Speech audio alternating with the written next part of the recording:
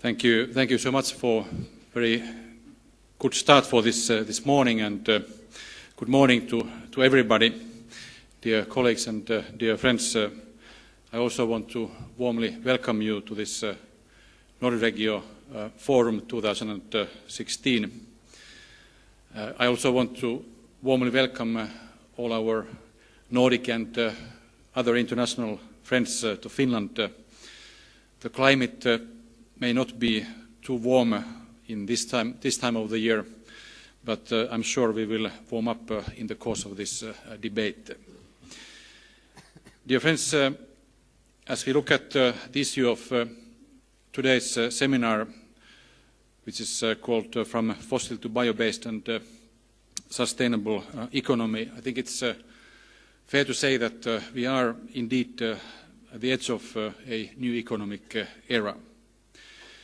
In Finland, we are convinced that the next wave of the global economy is bioeconomy, and therefore it is justified to refer to the transition from, or rather I would say, ecological economic transformation from a fossil economy to a bioeconomy, which is an economy that relies on the sustainable use of renewable natural resources to produce materials, energy, products and services. This energy and economic transformation to a bio-based economy means essentially replacing fossil material with biomass.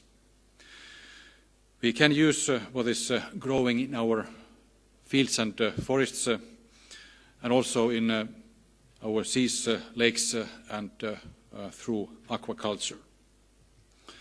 In fact, this is very topical in these weeks, not only because of Marrakesh, which was a very important event, of course, but also because the European Commission is expected to deal with the sustainability of bioenergy as part of its energy winter package that is expected to be decided on and issued next week, next Wednesday. For us in Finland, the question of sustainable production and use of forest biomass, also for bioenergy, is a key priority, as forests are among our most significant natural resources.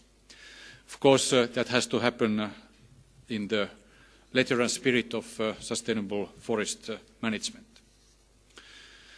So we have to build the sustainable bioenergy policy in such a way that it can enable the development of bioeconomy, provides continuity for investments and will not increase administrative burden, while at the same time making sure that we ensure sustainable management of our renewable natural resources, in this case forests. If you look at a more global view, broader to the world, global challenges related to declining natural resources and climate change indeed do force us to develop an economy that is based on renewable natural resources. Here you can see what is the effect of population growth by 2030. It means 50% more food, it means 30% more water, and it means 45% more energy. This is a huge challenge for the mankind, no matter what is the result of the US election. This is a huge result for the mankind, and it calls for very strong international coordination and joint action. In this context, the bioeconomy is one of the strong instruments in providing solutions to these global problems that are caused by the rapid population growth, followed by an increased demand on food, feed, energy and raw materials. Moreover, the bioeconomy has also an important overlap with the circular economy, which is one of the key objectives of a great opportunity for a country like Finland with large forest resources and a strong forest sector. Over half of our bioeconomy is forest-based, and Finland is Europe's most heavily forested country, with almost 80% of its land area under forest. Sweden comes closer, and in some other countries there is also significant coverage by forests over their territory. In Finland, annual growth today is over 100 million cubic meters. One of the key objectives of the Finnish government, and I dare to say broader society, is to increase the use of wood by around 15 million cubic meters and to generate new innovative wood-based products, preferably of high added value. Globally operating forest industry companies such as UPM, Stora Enso, Metsä Group have major production facilities. And there are altogether 50 pulp and paper mills and over 240 wood product production sites. In fact, for centuries, Finland has lived off from its forests, and this has created a strong competence base, the entire bioeconomy value chain, which is already in place in Finland, based on sustainable forest management. Dear friends, this is obviously related to the very topical issue, global issue, related to Marrakesh, related to the Paris Agreement, related maybe to the US elections. But we believe that all our international partners respect their commitments and that the signatures and ratifications done on the international climate agreement, the Paris Agreement, are valid and will be respected. And we see that the big trend globally is indeed now towards renewable energy and thus towards a sustainable economic development. And it is against this backdrop, against this background, that the Finnish government is now in these very days and hours, in fact, preparing and finalizing our energy and climate strategy, which I trust will be decided on Thursday, this Thursday, by the government and submitted to the parliament, so that we'll start the parliamentary debate, which will last, in fact, in the committees for several months. We will start the parliamentary debate next Wednesday, next week's Wednesday, on the 30th of November. Our renewed energy and climate strategy is ambitious, and it includes all sectors and parties, and the planned policy measures are both cost efficient and fair.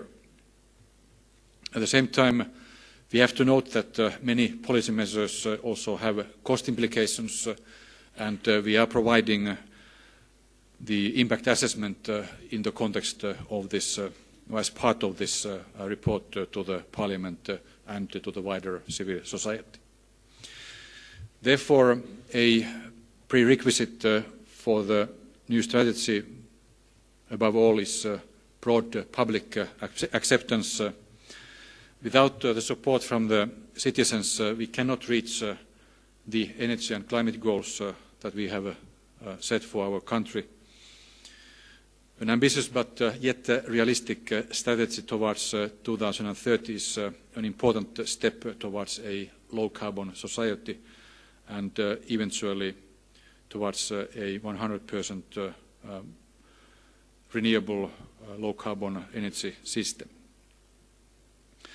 We already, in the government program, we set the goal that we will increase the share of renewables to over half of energy production. We are today at around 36%, 37%, and our goal by 2030 is to reach the mark of 50% and go beyond that. Moreover, our goal is to halve the use of imported oil for energy production, and our goal already stated in the government program, which we will reinforce by concrete measures in the energy and climate strategy, is to get rid of, to end the use of coal in energy production by the year 2030. Moreover, our goal is to increase the share of renewables, biofuels, advanced biofuels in transport to 40% or above by 2030. Our work to prepare the national energy strategy for 2030, which will be presented soon, as I said, will also include an analysis of 100% renewable energy-based economy in Finland by 2050. I will conclude with this because this has also very strong Nordic implications. We have the meeting of Nordic energy ministers this Thursday, in fact, here in Helsinki, and this will be discussed with my colleagues in that context. Our examination of the 100% renewable energy system takes a more detailed view on 4 sectors, namely the power sector, heating and cooling, transport and industry. I want to say here that while it is of course crucial and important, discussions about renewable energy often focus only on the electricity sector. One point I want to make here is that other sectors such as transport and heating are very important, in fact crucially important in this respect, and should get more attention in our discussions. Decarbonization of the transport sector offers great possibilities for us, and for us it will be a combination of enhancing an electric car system and enhancing advanced biofuels. Advanced biofuels will play a key role here because by 2030 majority of cars will still use combustion engines, and thus advanced biofuels is the way to transform that fleet of vehicles to renewable energy. So, dear friends, to conclude, a smooth transition to more renewables is a key question for all economic sectors, and this has very strong linkages to the bioeconomy.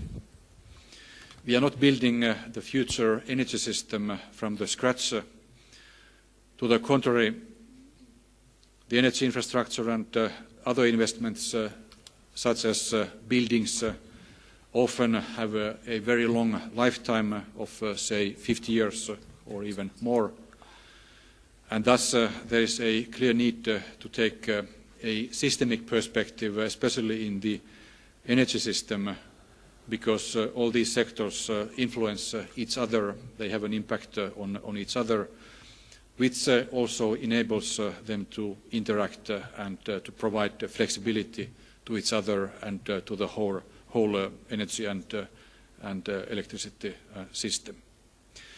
And coming back to where I started, bioeconomy plays a very central role in achieving these objectives, and thus I want to wish you a very interesting debate today. Thank you very much for your attention.